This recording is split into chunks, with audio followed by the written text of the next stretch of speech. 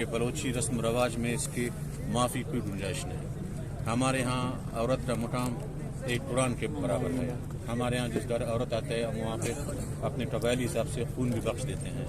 लेकिन इस जालिम दरिंदे ने जिस तरह हमारी माँओं बहनों बच्चों को शहीद किया है, जिसकी हम जितनी मजम्मत करें वो कम है। मैं government of Balochistan, government of Pakistan, अपने सिक्योरिटी फोर्सेस से मैं कहता हूँ, रिक्वेस्ट करता हूँ सबसे कि जितनी जल्दी हो सके इस मुजरिम को, मुलजिम भी नहीं कहूँगा, मुजरिम कहूँगा, फ़ौरन इसको गिरफ्तार किया जाए और इसको आर्मी कोर्ट के ज़रिए इसको जल्द जल्द सजा दी जाए। सर, आप क्या कहेंगे कि आप कह रहे हैं कि पीपल्स पार्टी से आपका ताल्लुक है, अब गवर्नमेंट की इस नाअहली कहें या हम क्या कहें कि पिछले 3 घंटे से ज़ायद का वक्त हो गया है। इस सर्दी को शायद मेरे ख्याल में आप भी कुछ देर के लिए ही आए होंगे, बर्दाश्त नहीं कर सक रहे होंगे। ये ज़मीन पर बैठे हैं, अंदर से एक भी बंदा नहीं निकल कर आया। देखें, मेरे कहने की ज़रूरत तो नहीं है। वाकई ये एक गवर्नमेंट एक मुर्दा गवर्नमेंट है, एक बेस गवर्नमेंट है। अरे बेशक वो हमारे लोगों को, हमारे माओं बहनों बलोचों के अरे लवाइटियों को फेस नहीं कर सकता है। कम से कम वज़ीर बलूचिस्तान इतना हक बनता था कि फौरी तौर पे इसकी वजारत छीन के इसको मुअत्तल कर देता। जो स्पीकर बलूचिस्तान है जान जमाली साहब हैं, तो मैं समझता हूँ उसको फर्स्ट रुपये मुअत्तल करनी चाहिए, क्योंकि एक ऑलरेडी आज से कुछ दिन पहले एक वहाँ से वीडियो जारी हुआ।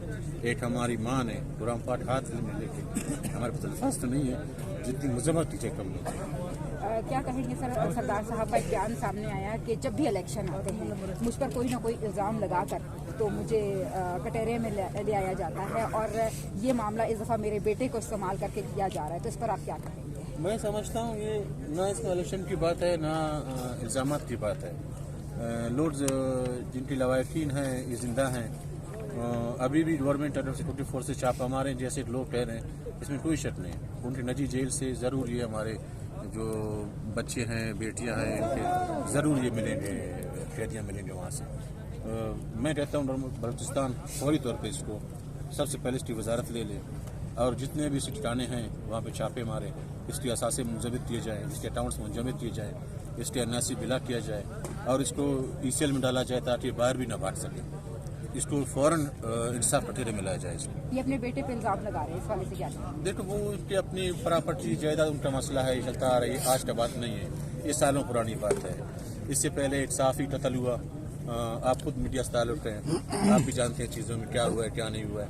मैं एज अ बलोच कहता हूँ, मैं इसको बलोच नहीं समझता। इसको ये इंसान